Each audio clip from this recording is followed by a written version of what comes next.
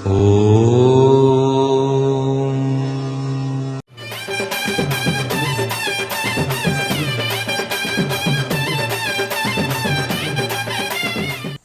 வணக்கம் வணக்கம். என் பெயர் white and white line Nallappan Neelkanta Siva.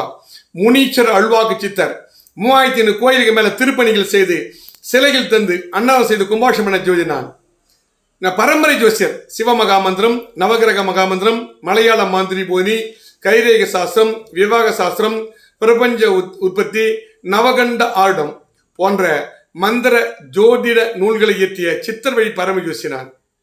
இதெல்லாம் 3500 கோயிலுக்கு மேல திருப்பணிகள் செய்து சிலைகள் தந்து அன்னதானம் செய்து கும்பாஷம் பண்ணியிருக்கேன். அந்த தெய்வத்தினுடைய அருளை பெற்று நான் சொல்ற அருளாக்கு பலிக்குது, செய்கின்ற பலன் உடனே கொடுக்குது. அதான் ஜோசியமே.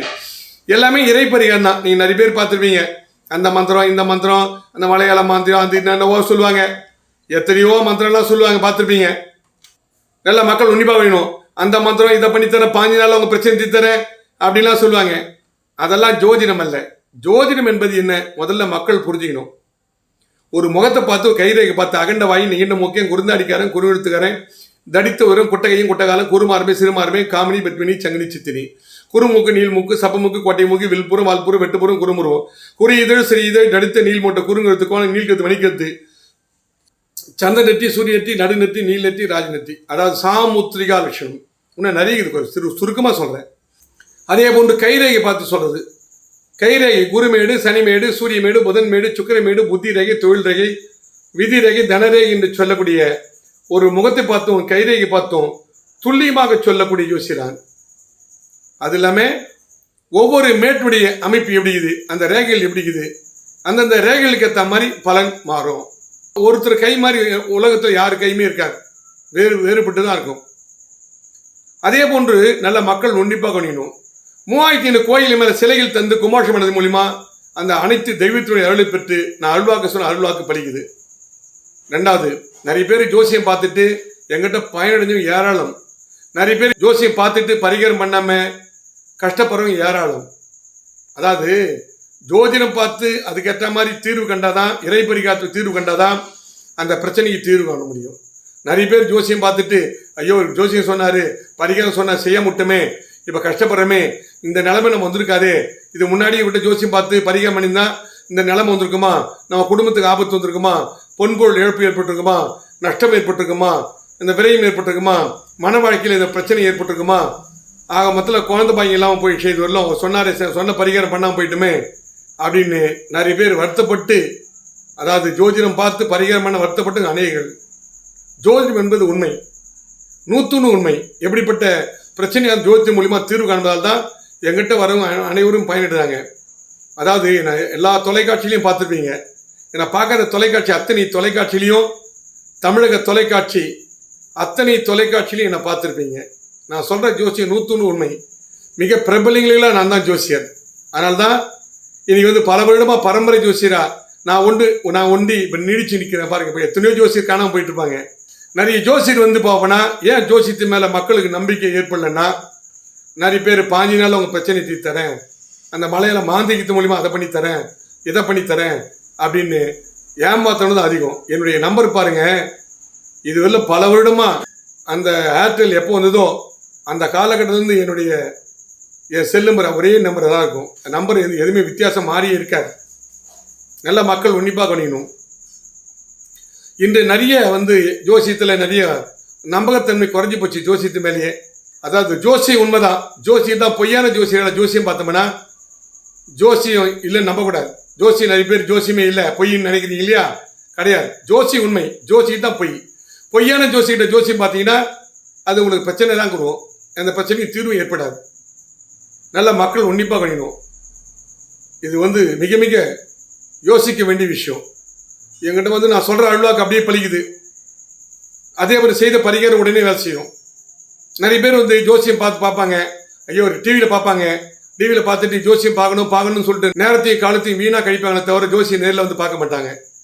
வயதாக போனோம்னா, ஐயோ இவட்ட ஜோசியம் பார்த்தா நல்லா இருந்துப்போமே, காலத்தையும் நேரத்தையும் வீணாக கழிச்சோமே, இப்போ வருத்தப்படுறமேன்னு சொல்லிட்டு வருத்தப்பட்டும் அநேகர்கள். ஏன்னா ஜோசியத்தை பார்த்து உடனே அதை பெரிய சொல்லாங்க, முளையிலே கிள்ளி எறியணும் எந்த பிரச்சனையான்னுவாங்க. நிறைய பேர் போனால் சின்ன வயசுலேயே அந்த வாழ்க்கையில் வந்து வேலை கிடைக்காம போயிடும், நல்ல மன வாழ்க்கை அமையாம போயிடும், புத்திரபாகியம் அமையாம போயிடும். அது மட்டும் இல்லாமல் கடன் சுமை அதிகமாகிடும்.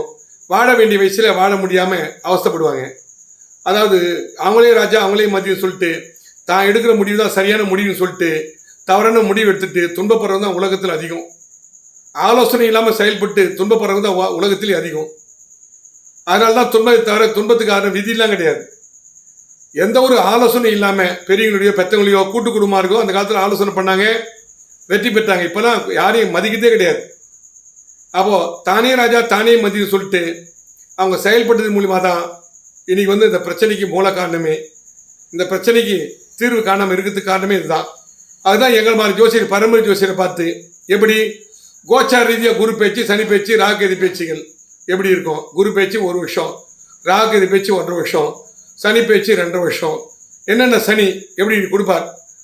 அதாவது பாத சனி, வயிற்று சனி, தலை சனி, மங்கு சனி, பொங்கு சனி, மரண சனி, அஷ்டம சனி, அர்த்தாத சனி, அதாவது கண்ட சனி, இது போன்று சனி ஈஸ்வரன் பயிற்சி மூலிமா பல பல துன்பங்களை கொடுக்கும். எனவே வாழ்க்கையில் முன்னுக்கு வரணும், என்ன ஒருமை சந்திங்க, உங்கள் பிரச்சனைக்கு 100 தீர்வு கிடைக்கும், வாழ்க்கையில் வெற்றி பெறுவீங்க. நன்றி, வணக்கம். White and white Nallappan Neelakanta Siva Muneeswarar அருள்வாக்கு சித்தர் விஜயம் செய்யும் ஊர்கள். 1ஆம் தேதி தர்மபுரி டிஎன்சி லாட்ஜ், 2ஆம் தேதி திருவண்ணாமலை நலா ரெசிடென்சி, 3ஆம் தேதி பாண்டிச்சேரி ஓட்டல் ஆதித்யா இன் ஐயனார் கோவில் தெரு புது பஸ் ஸ்டாண்ட், 7ஆம் தேதி கோயம்புத்தூர் அண்ணாமலையார் லாட்ஜ், 8ஆம் தேதி மதுரை காலேஜ் ஹவுஸ், 9ஆம் தேதி திருச்சி ஓட்டல் ரம்யாஸ், 10ஆம் தேதி வேலூர் எம்என்ஆர் ரெசிடென்சி, 20ஆம் தேதி சேலம் ஓட்டல் நேஷனல் நாள் ரோட், 26ஆம் தேதி திண்டுக்கல் சுகன்யா லாட்ஜ் விஜயம், 27ஆம் தேதி திருநெல்வேலி அருணகிரி லாட்ஜ் விஜயம், 15, 21, 28ஆம் தேதிகளில் Bangalore hotel Woodlands Richmond circle. மற்ற தேதிகளில் சென்னையில் சந்திக்கலாம்.